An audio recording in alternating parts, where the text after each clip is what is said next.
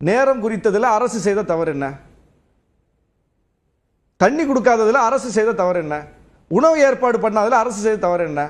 பிரச்சனை நடந்தோன்னா ஓடி போனதுலையும் மக்களை காத்ததுலையும் அரசுடைய தவறு என்ன?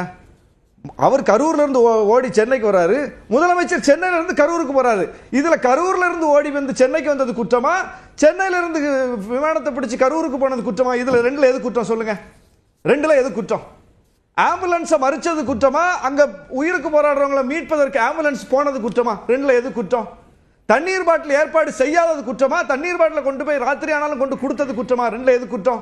மருத்துவமனையில் பாதிக்கப்பட்டு கிடந்தவங்களை பாதுகாக்காம அவங்கள மீட்காம ஓடி போனது குற்றமா, உடனே ஓடி போய் மருத்துவமனையில் நின்று பாதுகாத்தது குற்றமா? எது குற்றம்? செந்தில் பாலாஜி போனதை கேள்வி கேட்கறீங்களா?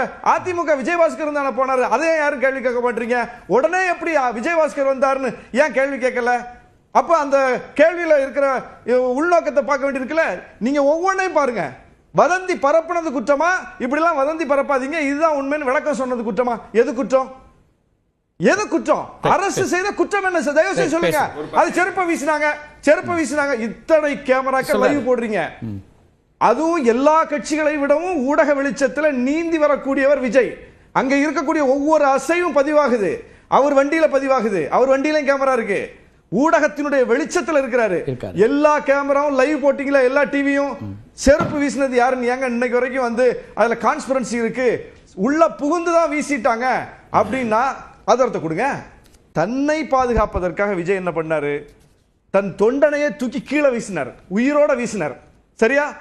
அவர் வேற யாரோ இல்ல, அவருடைய அவருக்கு பவுன்சர்ஸ் வீசினாங்கன்றீங்க. அவர் பவுன்சர்ஸ் வச்சு அவர் வீசுறாருல, விஜய் வீசுறாருங்கிறதுக்கு அவர் பாதுகாப்புல ஏற்பாடு பண்ணவங்க தானே வீசுறாங்க, அவர் பார்க்க தானே செய்யறாரு. துப்பாக்கி தலையில வச்சாங்க. அப்போ தன்னை பாதுகாப்பதற்காக தன் உயிர் போற நேரத்தில் விஜய் கவனத்தை இருக்க ஒரு செருப்பை வீச மாட்டானா கீழே இருந்து மேல? அவர் மேல இருந்து உயிரே வீசுறாருங்க.